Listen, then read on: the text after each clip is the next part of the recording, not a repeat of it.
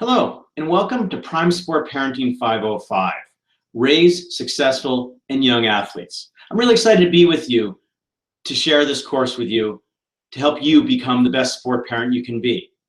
I come to this course from two places. First, as a professional with a PhD, having authored 4 parenting books and around 8 books on the psychology of sport. Certainly, my professional experiences will inform and shape the course and what I put into it. At the same time, I come from a very personal place as the father of 2 young athletes, where I struggle with the same challenges that every other sport parent does. One word that sticks in my mind in coming from this personal place as a parent is humility. I've learned that there is no one way to raise a successful and happy young athlete. There are many roads to Rome. So I'm not here to tell you how to raise your children. I'm here to ask some challenging questions, to raise some important issues, to offer you some really practical information, and especially to give you strategies you can use to become the best sport parent you can be. Also, though the focus of this course is on helping you to be the best sport parent you can be, this is really about being the best parent you can be, because everything I talk about in Prime Sport Parenting 505 is aimed at not only sports, but family, friendships, school, and future career. So everything you learn here over these next 4 classes will really give you tools not only to become the best sport parent you can be, but to become the best parent you can be to help raise the most successful and happy kids that you can. Before we get going, if you haven't already done so, please go to the members only page of Prime Sport Parenting 505, download and print out the Prime Sport Parenting 505 workbook. The workbook will have 2 benefits for you. First of all, it summarizes everything I talk about in all 4 classes, so you can go back and review it after each class. Also, during the course of each class, I'm going to offer you a number of exercises that you can complete. You have 2 options here that are in the workbook. Either you can stop the video and complete the exercises in the moment, or you can complete them at the end of the class. So that's pretty much I have everything I need to do to cover to introduce the topic to you. Now let's get going. I'm going to do a screen share with you so you can follow along with a PowerPoint presentation.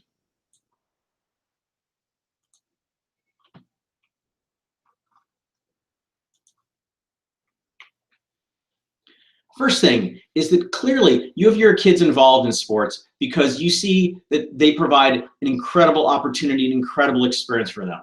And there's so many good things that come from sports that your kids can benefit from. First, on the physical athletic side, in a country, in a culture where obesity is epidemic, your kids, when they play sports, they're active, they're physically fit, they're getting stronger, they're staying healthy. Another great thing about sports is simply the mastery of all the different skills that are involved. And everything that it takes to develop mastery over sport can be applied to so many other aspects of their lives. Also, they learn a lifetime skill, a lifetime sport. So whether it's skiing, tennis, golf, baseball, whatever the sport is, these are sports and activities that they can participate in all their lives and share with you, and then later on, perhaps when they become parents, with their kids.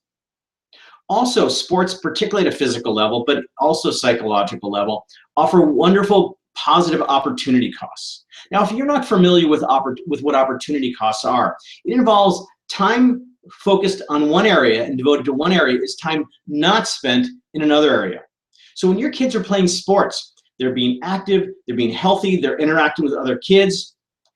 What they're not doing is sitting in front of a TV, playing video games, sitting on their phone with social media, doing things that I think we all can agree are not the healthiest things to do. So the great thing about sports is not only what they do, but also keeping them away from things that aren't as healthy and positive for them. Sports obviously also provide all kinds of personal and psychological benefits. What a wonderful thing for your kids to develop a passion for a sport that they throw themselves into and that they just love to do. Along with that passion is a commitment. One of the great benefits of sports participation is learning to commit to the activity, to the sport, having to be disciplined, having to be responsible, having to be motivated, doing the work necessary for them to achieve their goals. Also, from all these sports participation and activities is confidence. They develop confidence in themselves as physical beings, as teammates that can then transfer into other aspects of their lives. So they believe themselves to be capable people who can do things to succeed. Also, sports requires focus, the ability to pay attention to something for a long period. That pays huge benefits in other aspects of their lives, especially in a culture where distraction is so common, especially with respect to technology. Also, as I'll talk about later on in this class, they experience all kinds of emotions. Wonderful ones, not so pleasant ones, but they're ones that are absolutely necessary for them to experience, for them to become both successful and happy athletes, as well as people. There are also some wonderful benefits, wonderful social benefits to participating in sports. The friendships they gain from their teammates, learn to compete effectively against others, being good sports, learning to work effectively with other kids and coaches, and also the family ties that bind kids and their parents and their siblings in a sport. Because when kids commit to a sport, it's not just them committing to it, it's also their parents, you folks, the family committing to it. So it becomes not just a kid experience, but a family experience that can be truly wonderful in bringing your family together. Lastly, and so important, is that sports can and should be fun. But unfortunately, fun seems to be getting sucked out of a lot of youth sports these days. A very well-known piece of research found that between the ages of 8 and 13, 70% of kids drop out of organized sports. Why? Because it's no longer fun. And so if you get anything out of this class, this course, it's the idea that you want to make sure that your kids are having fun. Because if they have fun, they're going to want to stick with it, and they're going to stay with it much longer. Plus, they'll gain all the very positive benefits of it. But with all the good aspects of sport, there are also some things that are not so good about it, some things that are bad about it. And unfortunately, youth sports these days has lost its focus on fun and all the healthy aspects of it, and been driven by what I call the youth sport industrial complex, where it's no longer about kids just having fun and great experiences, but it's about parents driving their kids to success so they can become professional and Olympic athletes, however unlikely that is, as a means of making money for coaches, for camps, for sports teams. So let's explore a few of the not so good side of sports. First, of course, on the athletic physical side is injury. The fact is most sports have physical risks and injuries occur. One of the great things about injury, that injuries alone, though not pleasant in any way, can be a wonderful learning and tool for maturing for young athletes. Also, the fact is kids generally heal pretty well these days, pretty quickly. So even kids who are injured, they can come back and return to their previous level of performance. But certainly, injury is one of the risks that can occur. There are also personal costs, psychological costs. The loss of motivation because sports aren't fun, because there's a coach who's too tough, because you parents might be pushing too hard, so they lose motivation and they don't want to perform anymore. Also, loss of confidence, where if they're not in a supportive environment that allows them to experience success, that's going to hurt their confidence, and that's going to make them also not want to perform. Also, these days, with this emphasis on results, kids can experience competitive stress, competitive anxiety, where they get really stressed out about competing, when in fact they should be approaching a game or a competition really excited and fired up. And then these days, so many sports are now 12-month-a-year commitments that kids just get burned out on it. They just get tired of it because multiple practices a week, day in and day out, week in and week out, month in and month out, it gets tiring and kids get burned out. And when they get burned out, they lose motivation and they want to quit. There are also social consequences as well. As I touched on, unhealthy competition, where if teams are so focused on winning, then that becomes unhealthy. Also pressure from others, from coaches, and yes, from parents, where kids feel this unbelievable sense and burden of expectation and pressure to perform well. And sadly, some dark sides of sports with an emphasis on winning, on just success, relationships can suffer. Relationships with coaches, relationships with teammates, and realistically, relationships with parents.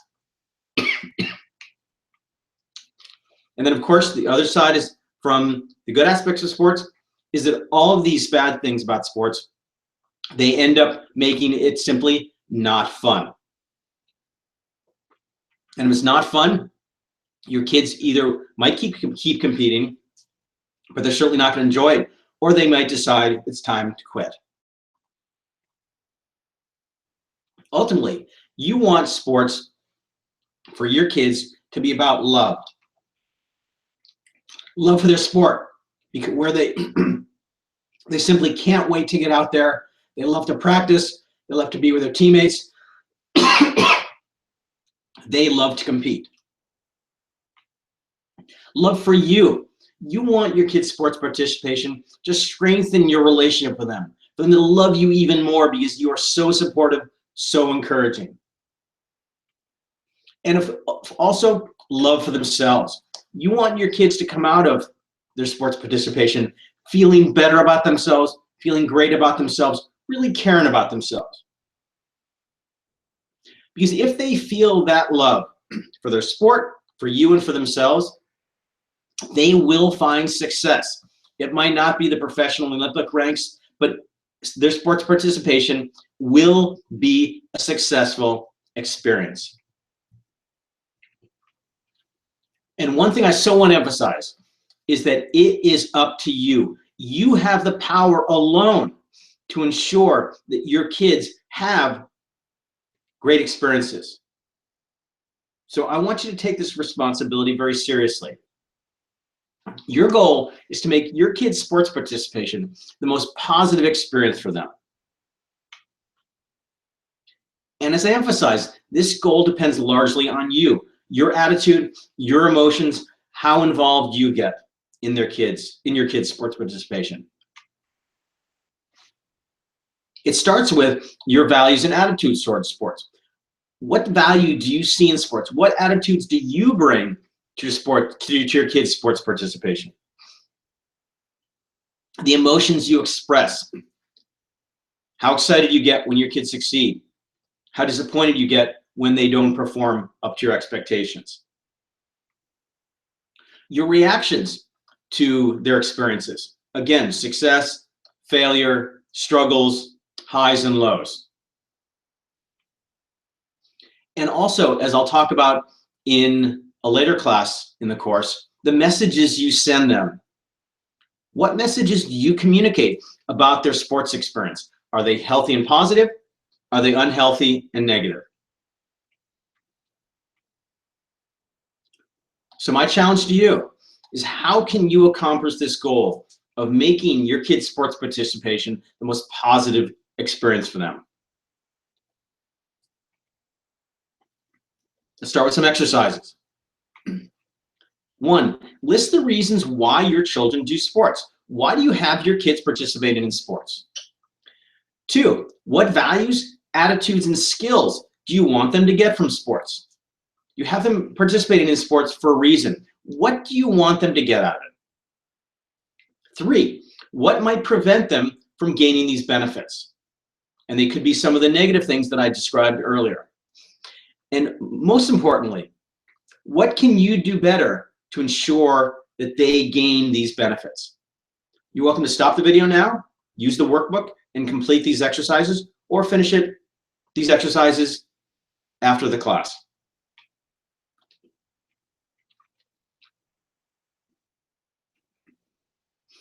Now let's start digging in deep to the real subject of today's class, what I call the 3 pillars of successful achievers. I make a very important distinction between children who achieve success and those who are successful achievers. I see so many kids in my practice who are incredibly successful. They're great athletes, they are star performing artists, they're straight A students, but also they're profoundly unhappy. And I can tell you, both professionally and personally, success without happiness is not success at all. In contrast, what is a successful achiever? It's somebody whose parents believe that success and happiness are mutually inclusive activities, that your kids cannot be truly successful unless they also have happiness in the equation. So I want you to keep that in mind, because a lot of parents think my kids either have to be successful or they have to be happy. But they can go together, and that is your goal, to raise successful achievers. What are the 3 pillars of successful achievers? Well, throughout my career, I've been trying to identify what are the components in children's development that I want them to develop in order to become successful and happy. And over the years, I made lists and I crossed them off and I added others. And I finally came up with the 3 that I think are most essential for you to raise successful and happy young athletes. They are self-esteem, ownership, and emotional mastery. In the rest of this class, I'm going to focus on these 3 areas and educate you on the role they play in developing successful and happy young athletes. Let's start with self-esteem. Self-esteem is the most misunderstood, misused developmental attribute of the last 40 years. Somewhere back in the 70s, some parenting experts said, it's all about self-esteem. And I couldn't agree more. Then they said, in order to develop healthy self-esteem, they need to do a couple things. So let's explore self-esteem. First, what is it? Well, it's basically how your children feel about themselves. Do they feel loved? Do they feel valued? Do they feel safe? Do they feel capable? One of the most significant goals you should have in raising your children, and one of the most important things that your children should get out of their sports participation, is that sense of self-esteem, that they feel good about themselves. Self-esteem is so important because it is the foundation of everything. Self-esteem affects how your kids think, what they think about, the emotions they experience. Self-esteem determines how they behave. And ultimately, self-esteem of your children dictates who they become as people. There are 3 essential contributors to self-esteem. First, your children need to feel loved. And this is so important. But in a way, very often, this is overemphasized, because parents, in hearing this message that their kids need to feel loved, is that they are constantly rewarding and reinforcing and supporting, encouraging, and loving their kids no matter what. Yes, love is essential, but it is not enough. Children also need to feel safe and secure. They need to know that as they venture out in the world, they can come back to you and feel safe and secure. Because if they don't feel safe and secure, they're not going to venture out. They're not going to take the risks necessary to become successful. The third contributor to self-esteem that is often very much neglected is that children need to develop a sense of competence and a sense of control over their lives. They need to believe that their actions have consequences. If they do good things happen. If they do bad things happen. And if they do nothing, importantly, nothing happens. One of the most important benefits of sports is that they develop that sense of competence and control. So they learn, for example, that if I practice hard, I perform well in competitions. So they create this connection between their actions and their outcomes. So as you continue to raise your children, think in those 3 terms. Do your kids feel loved? Do they feel safe and secure? And are you helping them develop that sense of competence and control? Now let's explore some red flags of low self-esteem. First, children with low self-esteem tend to avoid challenges because they're really not, they simply don't believe that they can overcome the challenges. They're always playing it safe. They're always being tentative. Second, they're risk averse.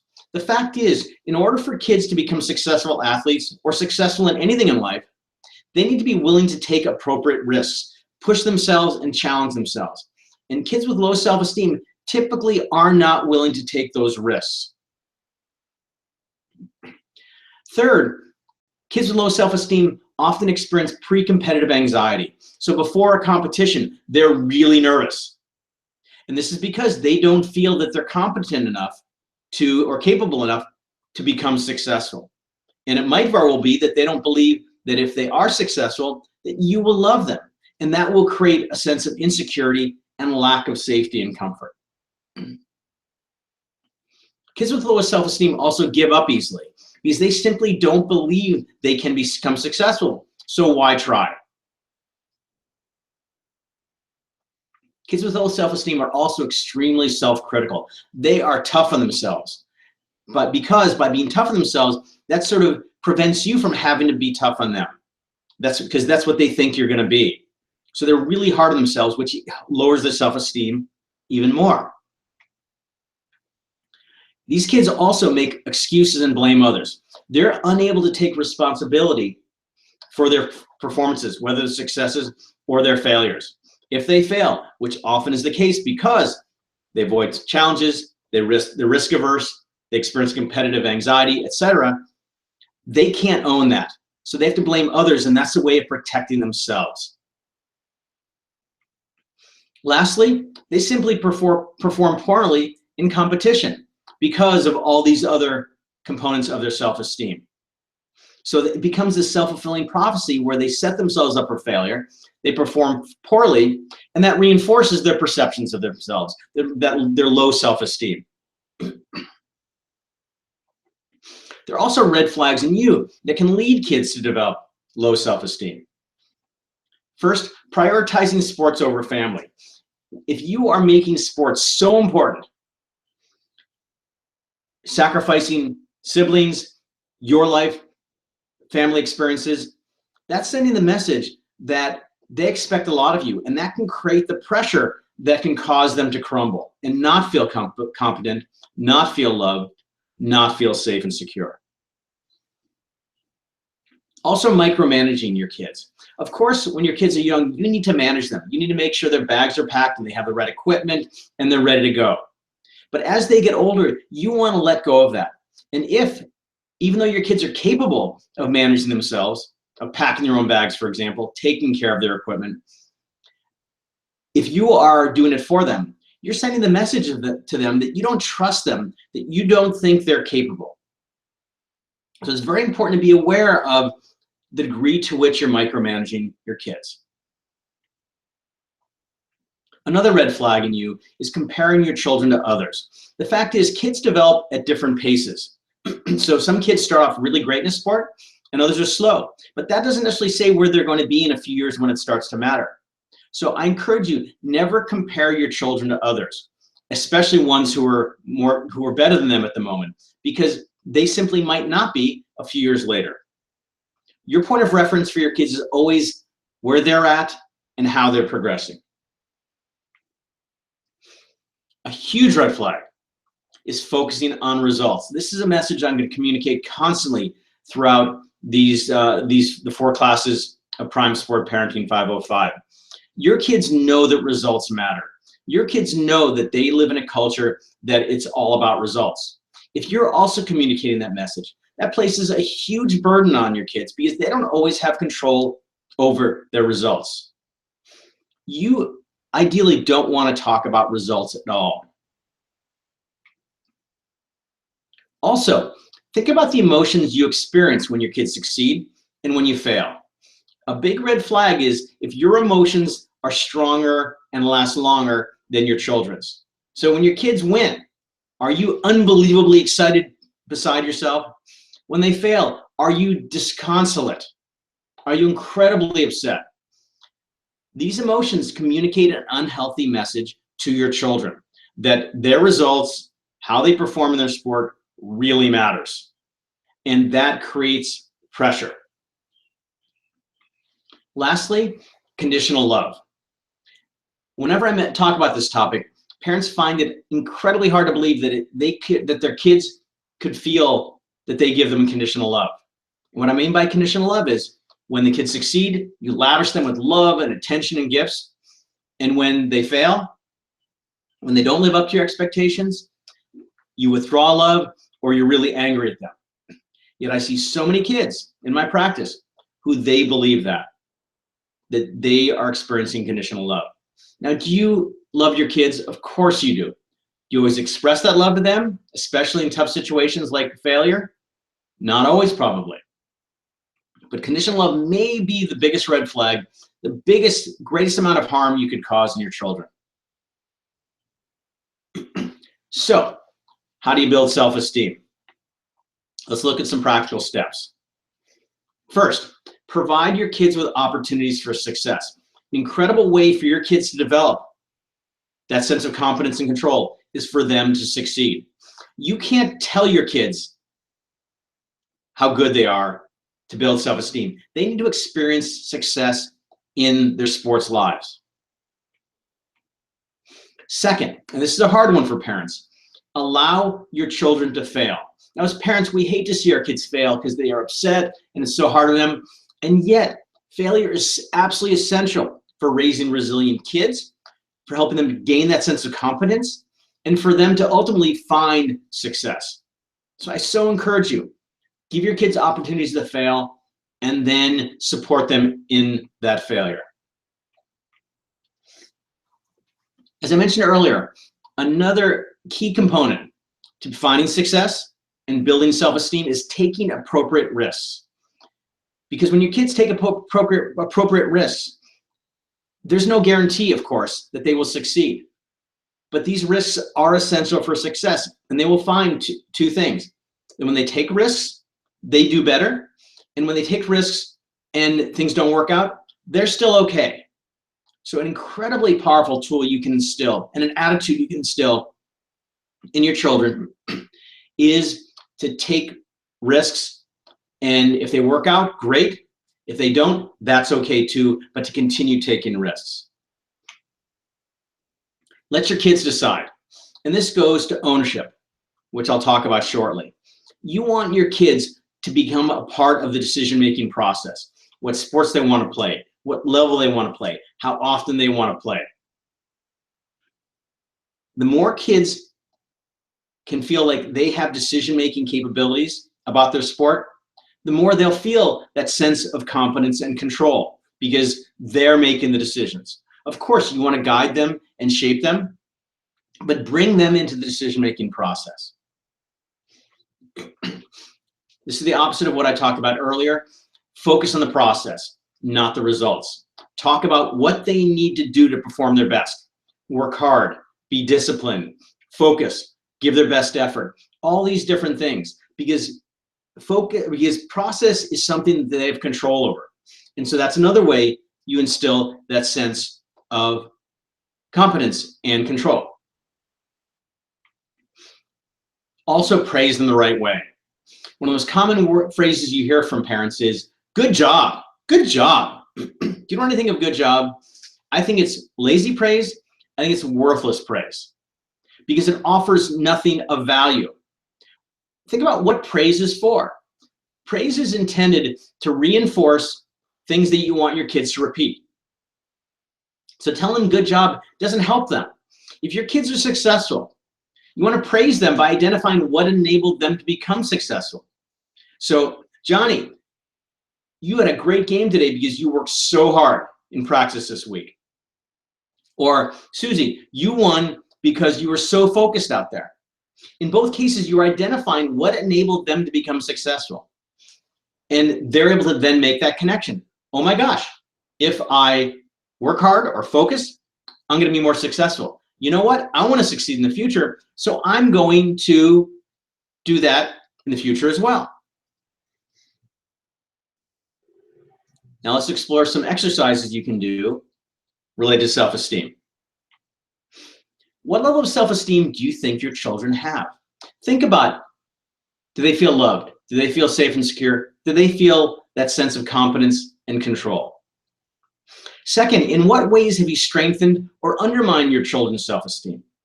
And as you ask these questions, it's difficult because you're looking in the mirror and you might have to admit that you're not necessarily doing some things that could really foster their self-esteem. But this is the power that you have, the wonderful power that you have.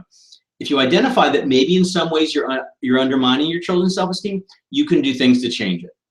And three, what steps can you take in the future to build your children's self-esteem based upon what we've talked about?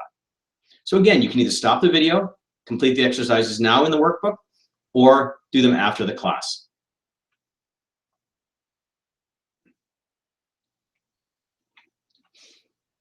Second pillar of successful achievers is ownership. So what do I mean by ownership? Ownership is basically the connection that your children have with their sport. It's the relationship they have with it. Do they feel like it's theirs? Or do they feel like, oh, I'm doing this for mom and dad? It's the sense that they're doing it for themselves. They do it because they love it, because they have goals they've set for themselves, because they want to get out there and find success on their own terms, in their own way. Another key component of ownership is this feeling of pride in their participation. When they succeed, they feel so good about their performances. If they don't do well, they feel badly too, and that's also part of ownership, because the reality is young athletes are going to succeed sometimes, they're going to fail sometimes, and they need to own both. So they can identify what they did to succeed, and they can learn what not to do to prevent failure in the future. The problem with ownership is that it's not just something that they can take. It's a gift you give them. Because early on in your children's lives, they don't, of course, fully own their lives because there are so many things they're not capable of. So you need to do those things. But as they get older, as they become more capable, you need to give that ownership to them. And that is a gift that they will appreciate incredibly. And it will have a huge impact on their experience and, in fact, the degree of success they experience in their sport. Let's look at a couple of red flags for ownership. First of all, you're coaching them, especially when you're not the coach or you have no experience in a sport. So you take ownership from your kids when you get involved in ways that you're not appropriate for. One of them is coaching them, giving them technical and tactical advice, giving them feedback during the course of a game. Not your responsibility. When you do their job, I found that there's a group of people in your kids' athletic lives. There's you, there's them, and the coaches. If each of you do your job and only your job and don't do any other jobs, everything works out great and the kids are basically happy. So your job is to write the checks, provide your kids with equipment, give them the resources they need, get them the programs necessary, and get them to where they need to go for practice and games. Your coach's job is to coach them technically, tactically, physically, mentally. Kids' jobs, to pay attention, to work hard, and to be grateful. So when you start doing their job, for example, carrying their bags to the field, that is taking ownership away. So you want to always look for ways to instill that ownership in them by having it be their thing. Letting them do their job while you do your job. Talking too much about their sport. If you are really into your kid's sport, you're talking about it constantly, you're online, you're watching videos, you're watching competitions, that sends a message that their sport is really important to you. And that takes ownership away from them, because then it becomes about keeping you happy and keeping you involved instead of they're doing it. Again, constant message here, focusing on results. When you focus on results, you're taking ownership away from your kids because they don't have total ownership or control over results. They have total control and ownership of the process, of the effort they put in, what they do in their sport. So again, don't talk about results. Also, again, from, as I said before, your emotions. When you are too excited when they succeed and too upset when they fail, that's telling your kids that this is important to you, this is your thing, not their thing. Finally, the we syndrome. We have a game today. We won today. When you talk about we rather than them, you're sending the message that it isn't theirs, that it's not ownership of their sport, that you and we own it, that I own a part of it as a parent. And that's a message you don't want to send them.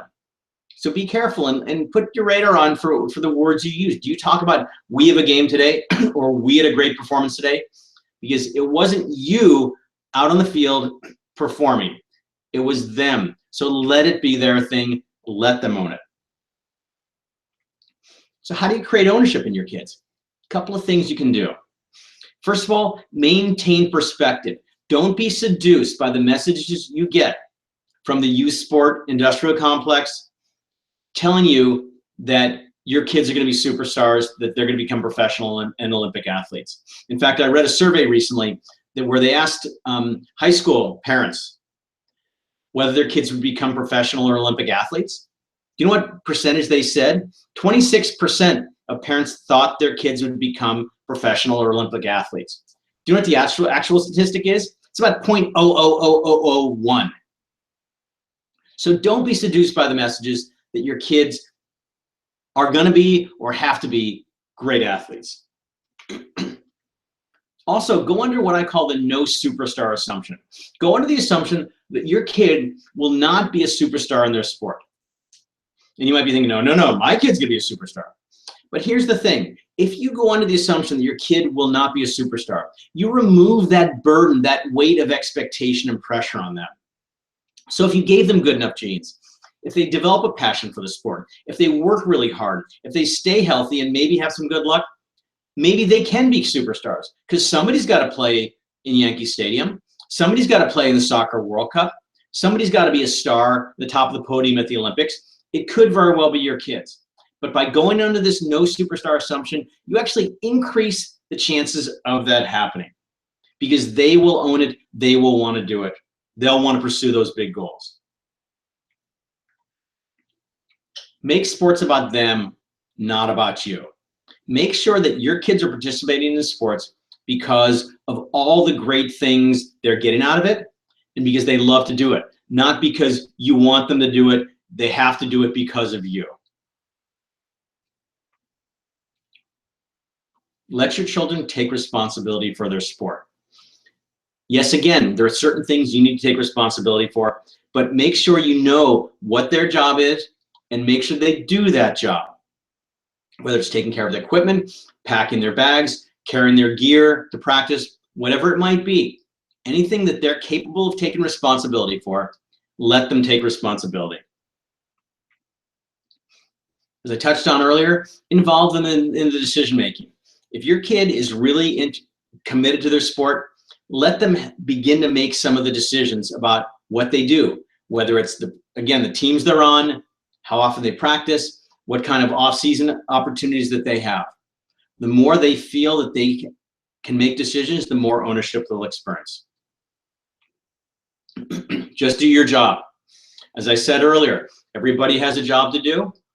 If you do your job and just your job, your kids will feel that ownership because they will be able to do their job and know that you're not going to try to do their job. Finally, 3 words: italicized, bolded, underlined, exclamation point at the end. Get a life. If you have a life that is satisfying and meaningful on your own, you won't need to place the burden of your life on their shoulders.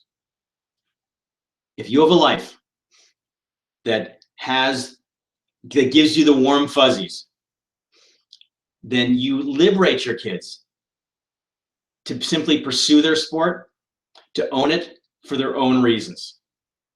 That is a gift you give your children. Let's do some exercises for ownership. How much ownership do your children have of their sport? And think about all the different things that they should be doing for themselves. And are they doing those things?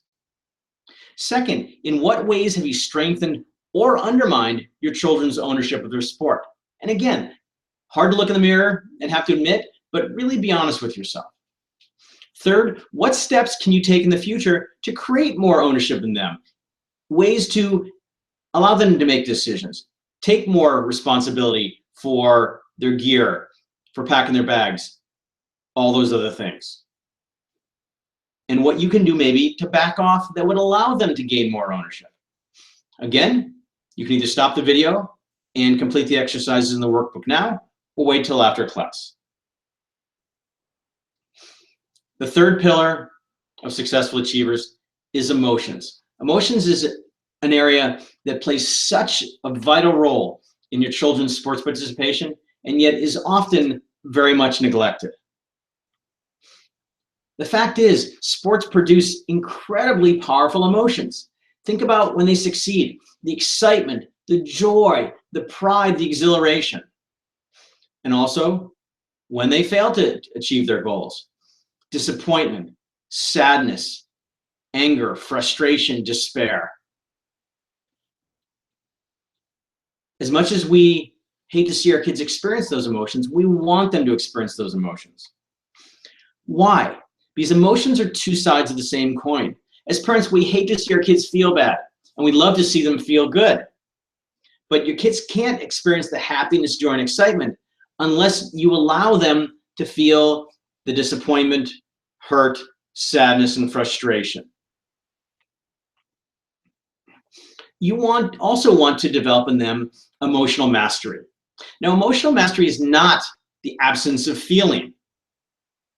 Emotional mastery involves understanding what they feel, identifying the specific emotion, seeing where it comes from, and then being able to express it in a healthy way.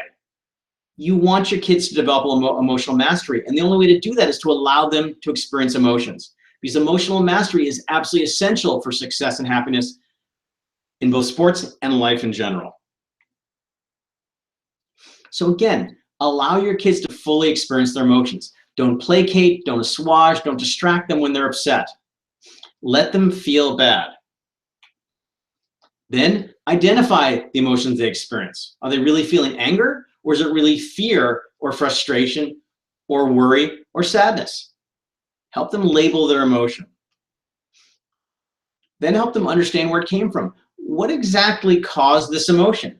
Was it the fact that you failed to achieve your goal? You let down your teammates? You think you're going to disappoint your parents? Help them really understand where it comes from. And then help them express it in a healthy way.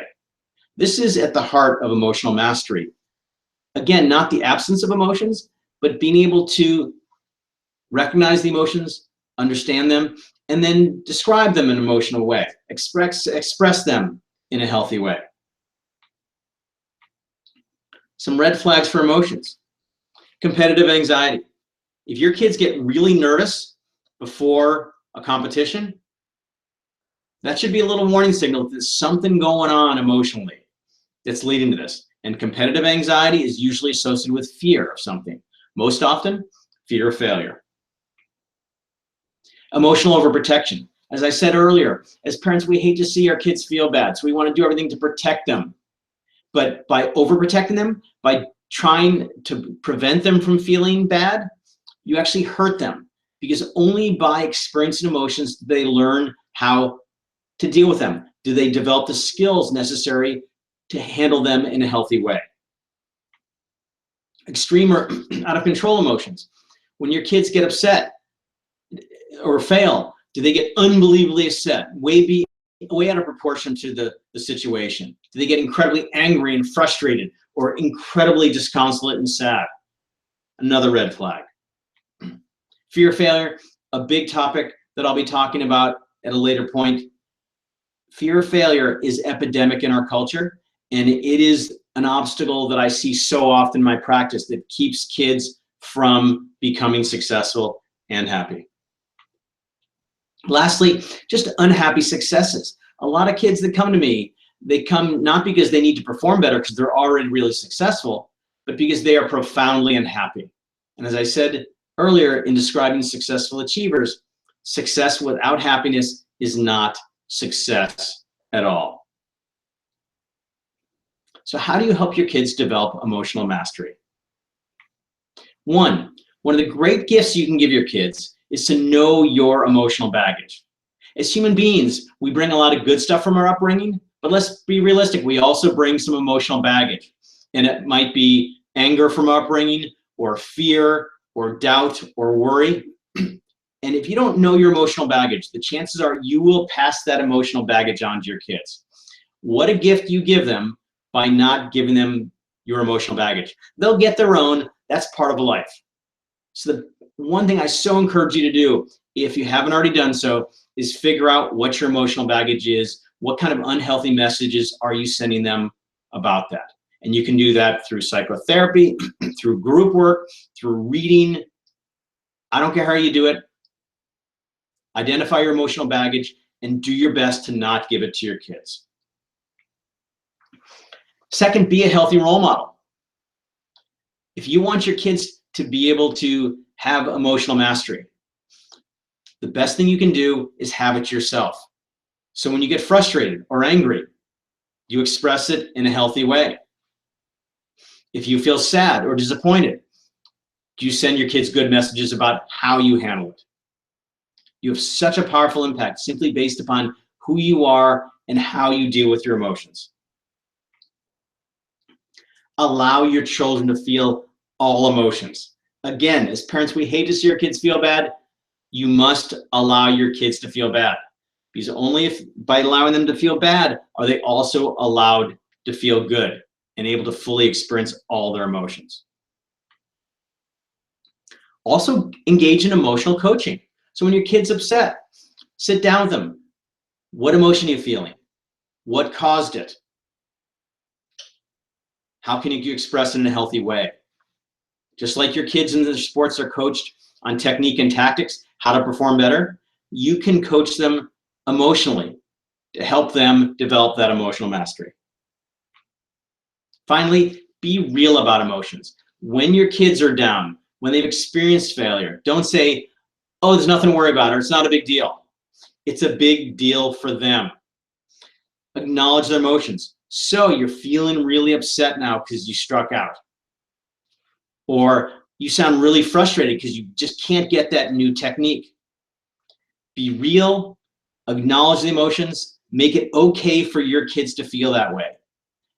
And in doing so, they will get real with their own emotions. Exercises for emotions. In what ways have you strengthened or undermined your children's emotional lives? And related to that, what messages are you sending them about their emotional lives? And then what steps can you take in the future to develop their emotional mastery? How can you use some of the steps I just described to help you get to that place? Lastly, your class number 1 challenge. Most basically, commit to positively developing the 3 pillars of successful achievers: self-esteem, ownership, and emotions. If you can instill these 3 attributes in your kids, they're going to be successful and happy young athletes and young people. So examine what impact you have on your children related to the 3 pillars.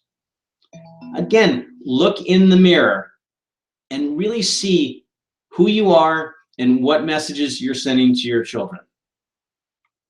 And then if you're having a negative influence, which, let's be honest, we all have some negative influence on our kids, look for ways to change how you approach their sports, how you approach their self-esteem, their ownership, and their emotional mastery.